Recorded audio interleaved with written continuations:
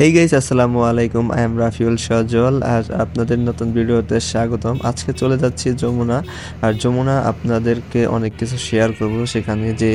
আর আপনারা সামনে যে বিলবোর্ডটা দেখতে পাচ্ছেন সেটি হচ্ছে যমুনা সেতু, এখান থেকে 17 কিলোমিটার দূরে। আর আমরা থাকছি হচ্ছে আমাদের ফ্যামিলি নিয়ে। আর আপনারা হচ্ছে এই ভিডিওর মাধ্যমে অনেক কিছু দেখতে পারবেন আজকে আশা করি। আর আমরা এখন এই মুহূর্তে আছি এলেঙ্গা বাস স্ট্যান্ড।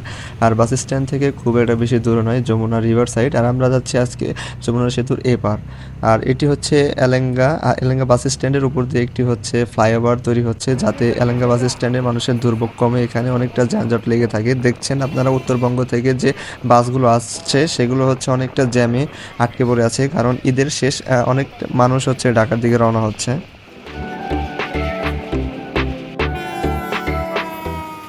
আর এটা হচ্ছে আপনারা দেখতেই পাচ্ছেন যে উত্তরবঙ্গ থেকে ছুটে এসেছে একটি ট্রেন, খুবই লাল কমলা সবুজ মিশ্রণে হচ্ছে একটি ট্রেন। আর আমরা রাস্তায় তেমন কিছু জ্যাম পাইনি। আর আমরা ইতিমধ্যেই হচ্ছে যমুনা সেতুর পারের রাস্তা দিয়ে হচ্ছে আমরা যমুনা নদীর পারে যাচ্ছি।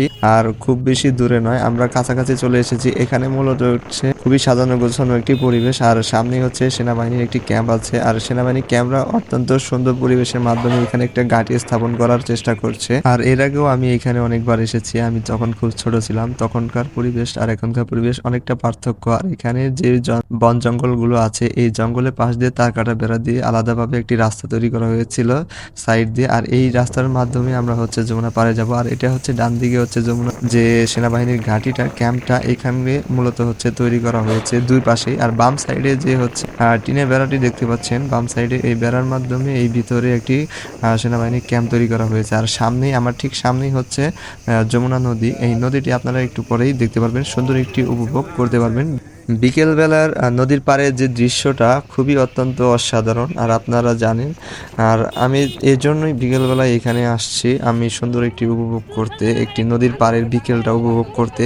আর যমুনা নদীর ব্রিজটা এখান থেকে দেখা যাচ্ছে। আর এখানে অনেক মানুষ এসেছে বিকেলবেলায় এই সুন্দর ভিউ উপভোগ করার জন্য।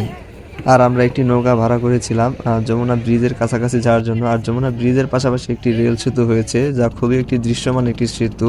এটি নজর কাড়ার মতো, সবার চোখেই এটি দৃশ্যমান হয়ে আছে। আর এখন বর্তমানে নদীর পানি খুবই কম। নদীর পানি এতই শুকিয়ে গেছে যে মাঝখান দিয়ে এক ধরনের চর জেগে উঠেছে।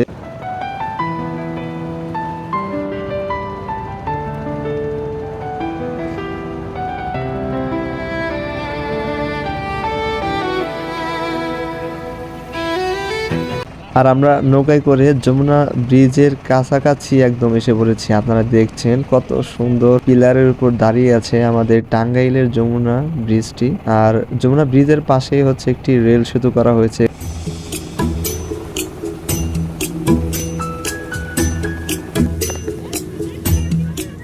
নৌকা নিয়ে আমরা মাঝখানে যে একটি চর উঠেছে সেখানে এসে আমরা দাঁড়াই। এখান থেকে হচ্ছে মূলত যমুনা সেতুর ব্রিজ আর হচ্ছে রেল সেতু খুবই দৃশ্যমান লাগছিল।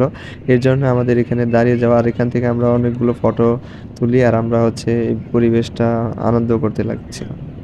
আর আমি এখান দিয়ে হাঁটছি, সামনে হচ্ছে একটি রেল যাচ্ছে। রেল সেতুর উপর দিয়ে খুবই সুন্দর লাগছে এই ভিউটা, নজর কাড়ার মতো একটি ভিউ লাগছে।